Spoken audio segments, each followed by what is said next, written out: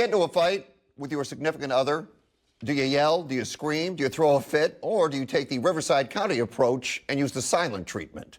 The silent treatment, you just start ignoring your partner. Don't say what's wrong, don't say what's right, don't say anything. Sure, the silent treatment makes a point and makes the other person squirm, but it can have long-term consequences in your relationship. Contributors tonight, there they are, Jamie and Doug Baker. Jamie, when do you fight? And if you do, when do you use the silent treatment? Fred, have we met? I can't fight being silent. No, I get it out of my system. Yeah, you do. Yeah, you do. You get it out and you get even more than that out. Doug, you ever used the silent treatment? No, I haven't. I've always been one of these guys that want to talk it through. I've been on the other side of getting the silent treatment, and I just find it passive-aggressive, rude, controlling, infantile, and just it shouldn't be done. Some people think the silent treatment is a milder way of dealing with conflict. Doug, what do you think about that? I don't think it is at all. I think it's a very aggressive way of dealing with conflict. There's nothing wrong with saying, hey, let's cool off, let's take a half hour, quiet down, and we'll start again in 30 minutes. Nothing wrong with the timeout period. But the silent treatment, nah. Jamie, wrong. You think it's a milder way? I don't know if it's a milder way or if it's a childish way. When it's done right, a silent treatment can really instill true fear. My mom raised me with look of an eye. Oh, no, she didn't need to say a word. Just like Doug, every now and again, I'll give him a silent treatment and he'll be like, what'd I do? What'd I do? What'd I do wrong? So it works if you use it right. Okay, the brain reacts to the silent treatment, look at Doug, the exact same way it reacts to physical pain. Doug, does that surprise you? Oh, not at all. Not at all. To me, it feels like you're being punished in a very, discreet way, but it feels like punishment, and it hurts. And Jamie does not do that, by the way. Well, she has occasionally. He just doesn't know it Fred, yet. In our relationship, if she gave me 2 or 3 minutes of silence, I'd probably welcome it. All right. Remember, if you see someone on the side of the road asking for money, do you help them out? I assumed if somebody is on the street asking for money, they're homeless or maybe they're desperate. But Brad Love is neither. You may have seen him on the streets of Palm Springs. He's a panhandler, and some think he should become a model. He describes himself as a career panhandler. He was recently spotted by LA-based photographer who suggested Brad go into modeling.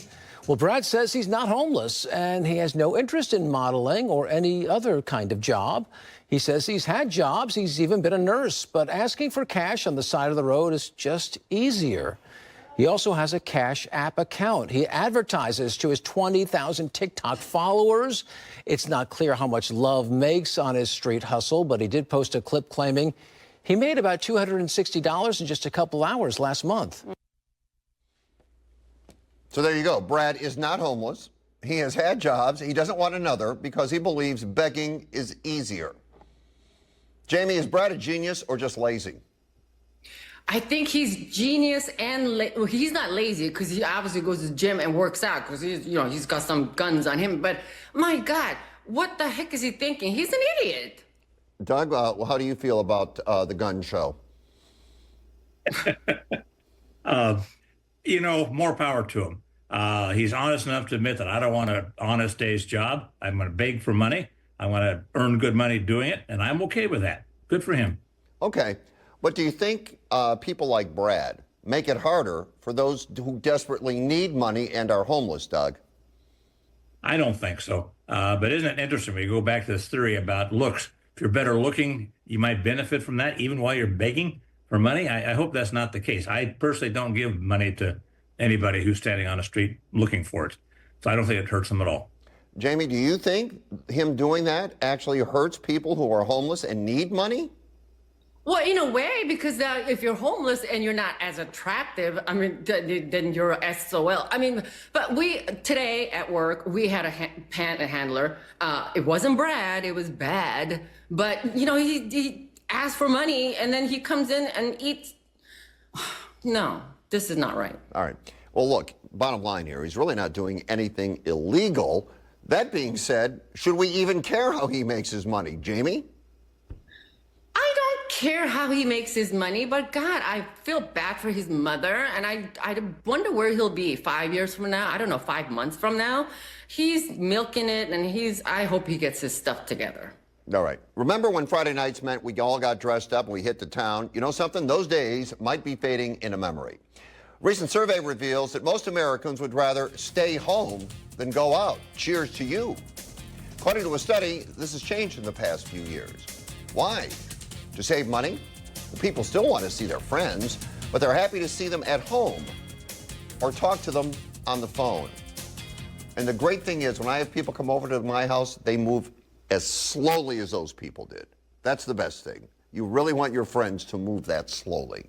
So, Jamie, what do? Would you prefer to go out or stay home? You know, when I was in my 20s, 30s, I was, Friday night, Thursday night was girls' night out. Friday was you had to go out. Saturday, you had to go to a club. But, as you get older, I prefer parties. Like last night, I just had a party of 20 people right here in our home, and it was magical.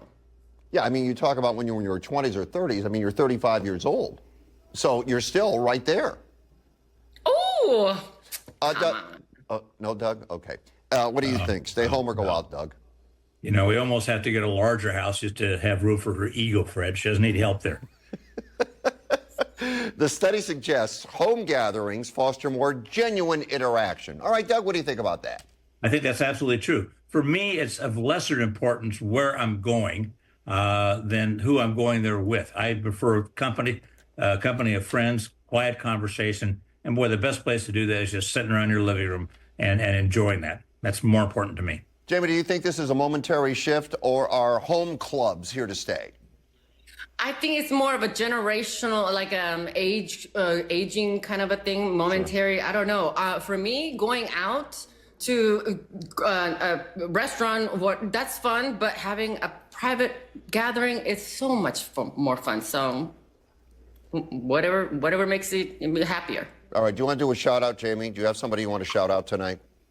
I do, actually, as Doug had his pacemaker replaced yesterday, and I'm sitting at the Eisenhower waiting room, and this guy comes in, and he's like, is there somebody got a remote? Anyway, Brandon, Palm Springs, you're gonna go to San Diego for the summer. You are such a nice guy. I'm so glad you watched. I hope you're watching tonight. Fred says hi. Huh, Fred? All right. And Doug, congratulations on your new pacemaker. Thank you. I hope I get another one 10 years from now.